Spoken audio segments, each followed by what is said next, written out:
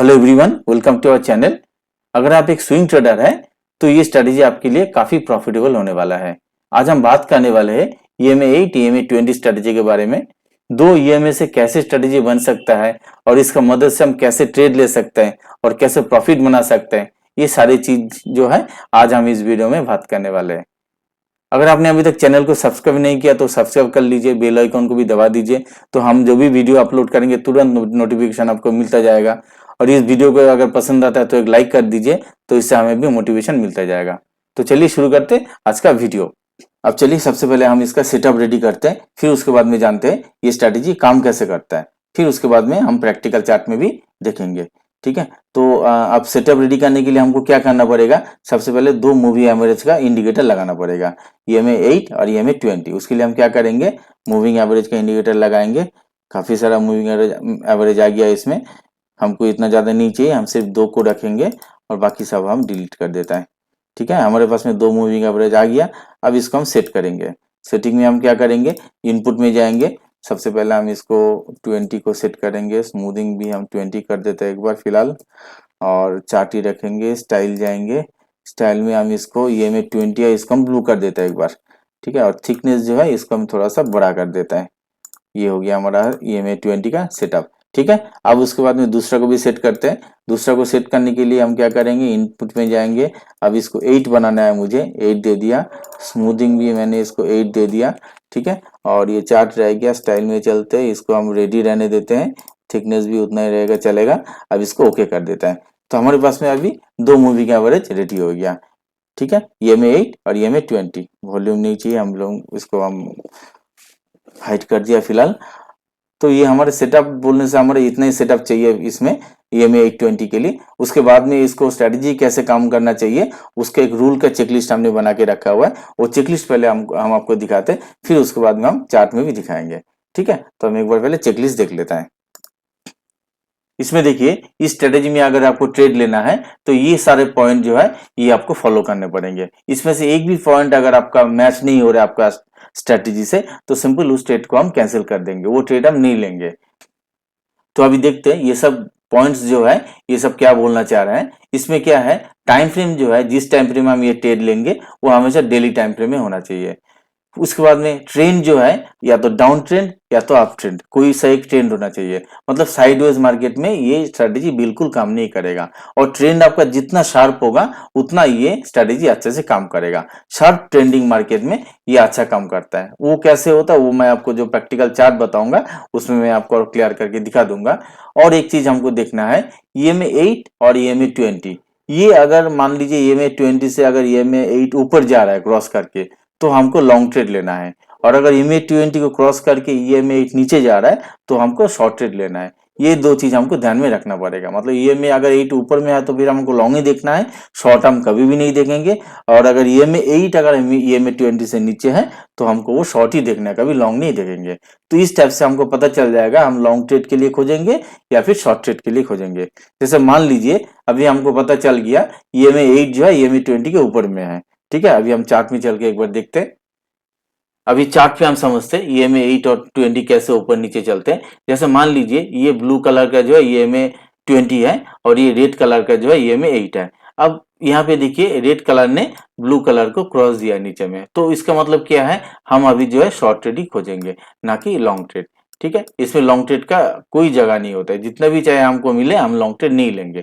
अब नेक्स्ट यहाँ पे चलते हैं। यहाँ पे देखिए ये जो नीचे में ब्लू कलर का दिख रहा है ये हमारा EMA 20 है और ये जो ऊपर में दिख रहा है EMA 8 है। अब यहाँ से क्या होता है ना, EMA 8 ने EMA 20 को ऊपर में क्रॉस दिया है। अब हम कभी भी शॉर्ट ट्रेड नहीं देखेंगे, अब हमेशा यहाँ पे हम लॉन्ग ट्रेड ही खोजेंगे। जो भी हमारा स्ट्रेटेजी का की पॉइंट्स रहेगा उस पॉइंट के हिसाब से अगर मैच हो गया यहाँ पे हम लॉन्ग ट्रेड देखेंगे। ठीक है, अब चलते की पॉइंट्स लिस्ट में। Find pull back candle which should touch EMA 20 line. अब वो देखते हैं चार्ट में कैसे होता है। अब इसको हम कैसे समझेंगे, जैसे मान लीजिए ये जो EMA 20 है, इस EMA 20 को EMA 8 ने नीचे से क्रॉस दिया है हमको।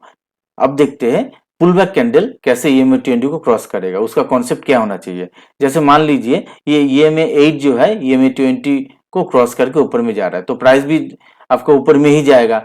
तो लेकिन क्या हुआ, अचानक कोई कैंडल यहाँ से एक नीचे बनाता है, नीचे बना करके वो EMA 20 को टच करता है। भले ही वो बॉडी ना टच करे, वीक टच करे तो भी चलेगा, वो टच करके यहाँ तक आ गया। तो ये जो कैंडल है, इस कैंडल का हम खोज करेंगे।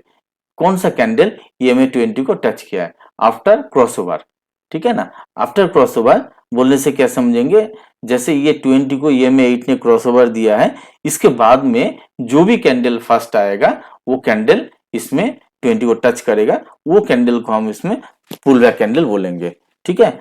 अब नेक्स्ट की पॉइंट क्या बोलता है, second day candle close should above the first day candle close. अभी वो देखते हैं चार्ट में कैसे होता है वो हमारा सेकेंड डे। अभी देखिए मैंने आपको बताया फर्स्ट डे का जो कैंडल है वो हमारा EMA 20 को टच किया, उसके बाद में टच करने के बाद में सेकेंड डे वाला कैंडल जो उसके लिए हम वेट करेंगे वो कैसे क्लोज देता है। उसका क्लोज हमको जो रूल अभी अभी हमने चेकलिस्ट पे देखा, उसका जो क्लोज है, जो लास्ट डे वाला जो क्लोज है उसके ऊपर में होना चाहिए, तभी हम जाकर के लॉन्ग ट्रेड लेंगे।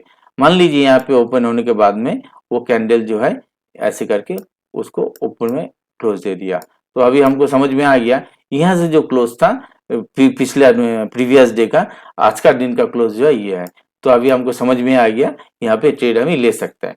फिर उसके बाद में हम क्या करेंगे, इसका कैंडल का जो होता है ना सेकेंड डे वाला, हम क्लोज के लिए वेट करेंगे।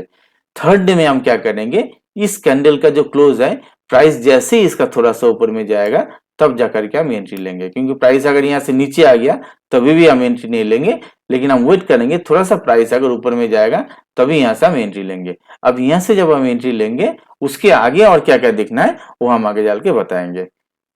अब नेक्स्ट पॉइंट में क्या है, थर्ड डे का जो एंट्री प्राइस होगा वो जो है प्रीवियस डे का जो क्लोजिंग प्राइस है उसका ऊपर में जाकर के, जैसे मैंने अभी आपको चार्ट में दिखा है, ऊपर में जाकर के हम उसका एंट्री लेंगे ट्रेड में, ठीक है। और स्टॉप लॉस क्या होगा वो भी हम चार्ट में एक बार समझ लेते हैं। स्टॉप लॉस समझने के लिए हम एक बार फिर से एक बार कैंडल ड्राइंग कर लेते हैं। यहाँ पे ये जो कैंडल है इसको टच किया पहले ही EMA 20 को, सेकेंड वाला जो कैंडल होगा वो क्या करेगा, इसका क्लोजिंग को ऊपर में इसका क्लोजिंग देना चाहिए, वो हम यहाँ पे देख लिया, ठीक है। अब इसमें क्लोजिंग दे दिया, अब हमारा एंट्री प्राइस जो है यहाँ पे रह गया थर्ड डे में, ये हमने पहले देख लिया। अब स्टॉप लॉस कहाँ पे होगा, स्टॉप लॉस हमारा ये जो दो कैंडल है ना, इस दो कैंडल का जो भी कैंडल सबसे नीचे है वहां से हम स्टॉप लॉस लगाएंगे, उसका थोड़ा सा नीचे हम करेंगे, ठीक है ना, वो थोड़ा सा बफर के लिए भी जगह छोड़ना पड़ता है। तो जैसे फर्स्ट डे वाला जो कैंडल हो गया और सेकेंड डे वाला कैंडल हो गया, दोनों में से जो भी सबसे नीचे होगा वीक ही मान लेते हैं, वो हमारा स्टॉप लॉस का एरिया होगा। थोड़ा सा उससे नीचे बफर लगाएंगे, फिर उसमें जाकर उसको स्टॉप लगाएंगे, स्टॉप लॉस लगाएंगे, ठीक है। तो ये हमको समझ में आ गया कैसे हम एंट्री कर सकते हैं, स्टॉप लॉस कर सकते हैं। अब हम समझते हैं टारगेट हम कहां तक लिख सकते हैं। टारगेट जो हमारा मिनिमम प्लान होता है 1:2 का होता है। अब वो 1:2 प्लान करने के लिए हम देखते हैं यहाँ पे कैसे कर सकते हैं। यहाँ पे हमारा सपोज एंट्री पॉइंट है, यहाँ पे हमारा जो है स्टॉप लॉस पॉइंट है। अब टारगेट उस हिसाब से 1:2 का यहाँ पे होता है। तो हम पहले क्या देखेंगे, यहाँ तक टारगेट का बीच में, जैसे हम बैक में देखेंगे कोई अगर रेजिस्टेंस लाइन रह गया या फिर कुछ ऑपोजिंग जोन रह गया, अगर वो जोन मान लीजिए ये हमारे ऊपर में है तो कोई दिक्कत नहीं है, क्योंकि हमारा टारगेट पॉइंट वो पहले ही हम टारगेट करके नीचे उस स्ट्रेट से निकल जाएंगे। लेकिन अगर रेजिस्टेंस लाइन यहाँ तक में कोई हमको दिख रहा है तो हम यहाँ तक के लिए वेट नहीं करेंगे, हमको टारगेट लाइन जो है इसी पहले से हमको निकलना पड़ेगा। अब उसके लिए क्या करना है, फिर एंट्री पॉइंट जो है वो नीचे लाना है, क्या सिस्टम है वो हम जब प्रैक्टिकल चार्ट करेंगे वो आपको हम दिखाएंगे, ठीक है। तो इससे आपका टारगेट लाइन कैसे हम प्लॉट करेंगे इसका आपको कॉन्सेप्ट क्लियर हो गया। अब हम यहाँ पे एंट्री देख लिया, स्टॉप लॉस देख लिया, टारगेट देख लिया, पूरा स्ट्रेटेजी का जो ओवरव्यू है वो हमने यहाँ पे समझ लिया। अभी हमने चार्ट में जाना है, चार्ट में जाकर के प्रैक्टिकली हम देखेंगे कैसे हम ट्रेड ले सकते हैं, फिर आपका जो कॉन्सेप्ट और भी पूरा क्लियर हो जाएगा। तो चलिए चार्ट में प्रैक्टिकल देखने के लिए अब यहाँ पे देखते हैं। ये देखिए ये ABFRL का चार्ट है, यहाँ पे हम देखते हैं। यहाँ पे जैसे ये देखिए मैंने कुछ पहले से ही मार्क करके रखे हुए, तो हमको फिर जल्दी से जल्दी मिल जाए फिर। तो अब यहाँ पे देखिए इसमें क्या होता है ना, ये देखिए ये EMA 20 का लाइन है ब्लू वाला, और ये जो है आपका रेड वाला EMA 8 है। अब यहाँ पे क्या होता है, इसमें ये जो रेड वाला कैंडल है ना, ये पहले अब क्रॉस ओवर कहाँ पे दिया, क्रॉस ओवर अब आपका यहाँ पे दिया, EMA 20 से ये EMA 8 ने ऊपर में चला गया। अब यहाँ पे ये जो रेड वाला कैंडल है इसने ये EMA 20 को टच किया। अब टच करने के बाद में ये तो डे का चार्ट में है अपना, फिर उसके बाद नेक्स्ट डे का जो कैंडल है वो देखिए वो वो जो क्लोज दिया है ना, इसका जो प्रीवियस डे का जो कैंडल का क्लोज है उसको ऊपर में दिया हुआ है। तो फिर हमारे पास में ये समझ में आ गया कि ये मे 20 से जो है इसने अभी सपोर्ट लिया है। अब नेक्स्ट थर्ड डे का हम देखेंगे। थर्ड डे में क्या होता है ना, थर्ड डे में हम ये जो प्रीवियस डे का जो क्लोज है उसका थोड़ा ऊपर में जा अगर प्राइस जाने लग गया तब हम वैसे जो है इसमें एंट्री हम ले लेंगे। अब हम देखते हैं इसमें मेजरमेंट टूल हम कैसे लगा सकते हैं 1:2 के लिए। लॉन्ग वाला पोजीशन हम लेंगे। पहले इसका जो एंट्री पॉइंट है हम यहाँ पे इसको प्लॉट करेंगे, फिर उसके बाद में इसका स्टॉप लॉस को एडजस्ट करेंगे और इसमें जो 1:2 का जो है हम यहाँ पे देखते हैं कहाँ तक जाता है। ये हमारा ये 2 हो गया, ठीक है ना, एग्जैक्ट 1:2 में आ गया। अब हमको क्या देखना है, अगर 1:2 के लिए हमारा पॉइंट यहाँ तक आ रहा है, यहाँ पे हमारा 2 का पोजीशन आ रहा है, अब हमको इसका पहले कोई अपोजिंग जो जोन या फिर कोई रेजिस्टेंस लाइन नहीं आना चाहिए, ठीक है ना। देखिए ये प्राइस जो गया है, प्राइस अपना 1:2 दे दिया है, टारगेट अपना अचीव हो गया, लेकिन हम जब ट्रेड करेंगे, ट्रेड करने के टाइम में हमको ये देखना पड़ेगा इसमें कोई अगर रेजिस्टेंस लाइन हमारा टारगेट से पहले आ तो नहीं रहा है। अब यहाँ पे देखिए ये एक रेजिस्टेंस लाइन अगर हम मानते हैं इसको, तो ये हमारा टारगेट से पहले आ रहा है। तो हम इस केस में क्या करेंगे, इसमें हम टारगेट जो आपका लाइन है इसका नीचे से हम इसको ट्रेड से निकलना पड़ेगा, ठीक है ना। अब आप बोलेंगे फिर अगर नीचे से अगर निकलना है तो फिर हम तो 1:2 हमारा नहीं मिलेगा। तो सिंपल कोई नहीं है, अगर नहीं मिलेगा तो भी चलेगा, लेकिन हमको 1:2 के लिए हमको जो है उस रेजिस्टेंस अगर कुछ आ गया उससे पहले हमको निकलना पड़ेगा। बाई चांस अगर वापस चला गया तो भी स्टॉप लॉस तो नहीं झेलना है हमें। तो इस केस में हम क्या कर सकते हैं, ये जो एंट्री पॉइंट है इस एंट्री पॉइंट को हम एडजस्ट कर सकता है। एंट्री पॉइंट को हम थोड़ा सा अगर नीचे लेके आ जाएंगे, जैसे यहाँ पे देखिए फिर 2 हो गया, थोड़ा सा नीचे लेके आ जाएंगे तो फिर यहाँ से हम इसको एंट्री करेंगे। अगर प्राइस यहाँ पे आया तो हम एंट्री करेंगे, नहीं तो फिर चला गया हम दूसरा ट्रेड देख लेंगे, कोई दिक्कत नहीं है। आपको भर भर के ऐसा ट्रेड आपको मिलता रहेगा, इसमें कोई इशू नहीं है अपना। लेकिन जिस ट्रेड में हमको सेटिस्फेक्शन मिलेगा, एकदम इसमें गारंटी मिलेगा, हम उसी ट्रेड में इसमें ट्रेड लेंगे, ठीक है ना। तो आपको ये समझ में आ गया इसमें हम लॉन्ग ट्रेड कैसे इसमें परफॉर्म कर सकते हैं। अब दूसरा एग्जांपल देखते हैं। दूसरा एग्जांपल क्या है, मैंने कुछ निकल के रखे हुए, एयू बैंक में चलते हैं। एयू बैंक को देखते हैं एक बार। ये देखिए इसको मैं अभी पहले डिलीट कर लें तो एक बार, फिर शुरू से मैं मार्किंग करके बताऊंगा। अब ये देखिए यहाँ पे जैसे कि हम लोग जानते हैं EMA 20, ये EMA 8 जो है EMA 20 को क्रॉस कर ऊपर चला गया। इसमें ट्रेंड भी देखिए काफी एकदम अप ट्रेंड है, एकदम शार्प ट्रेंड जो है अप है, जैसे मैंने उसमें बताया था आपको। इसमें क्या हुआ, इसमें ये जो रेड वाला कैंडल है इसने EMA 20 को यहाँ पे टच किया।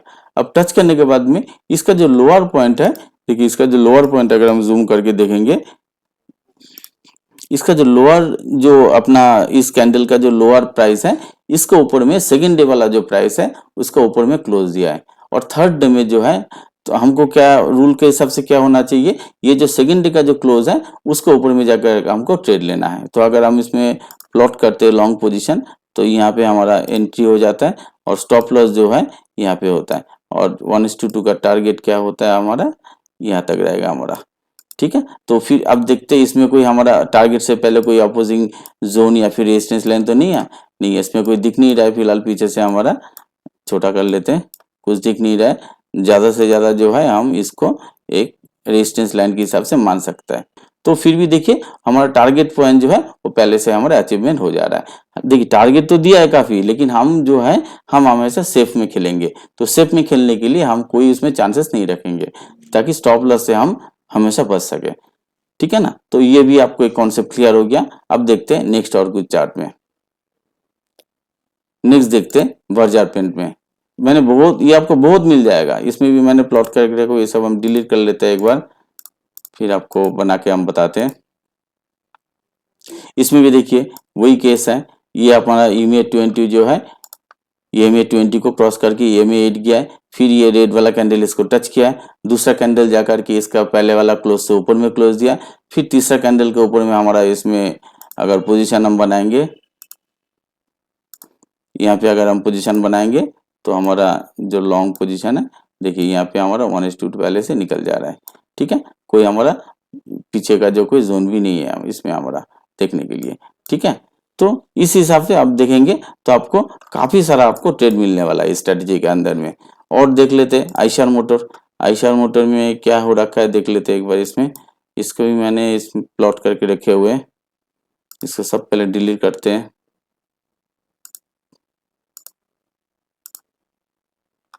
अब इसमें ये एक शॉर्ट वाला पोजीशन है। अभी जो भी आपने देखा हुआ है वो लॉन्ग वाला पोजीशन था, इसमें आपका शॉर्ट का ट्रेड कैसे होता है। अब शॉर्ट देखने के लिए हम क्या करते हैं, इसमें देखिए ये EMA20, हम लॉन्ग में क्या देख रहे थे, EMA20 हमेशा नीचे होता था, शॉर्ट में EMA20 हमेशा ऊपर में होगा और EMA8 जो है उसको क्रॉस करके नीचे आएगा।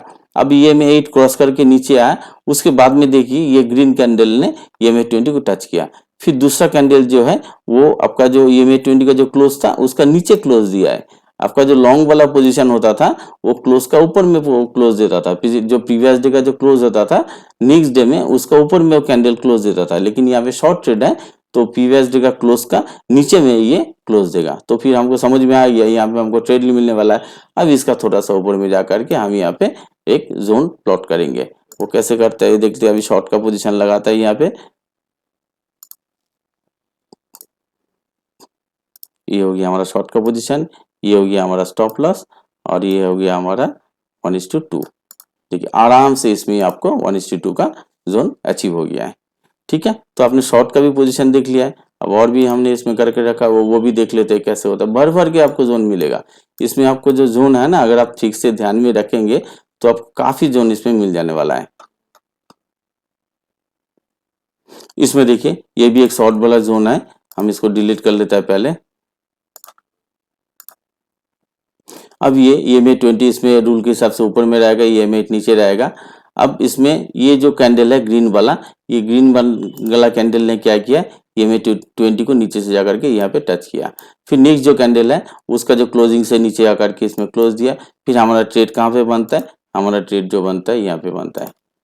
ये हमारा पोजीशन हम लेंगे, इसमें हमारा ट्रेड यहाँ से बनेगा और इसका जो स्टॉप लॉस है हमारा यहाँ तक बनेगा। जो फॉर्मेशन है उसका सबसे लोएस्ट है या हाईएस्ट, और उसके बाद में हम 1:2 जो है यहाँ पे लगाएंगे।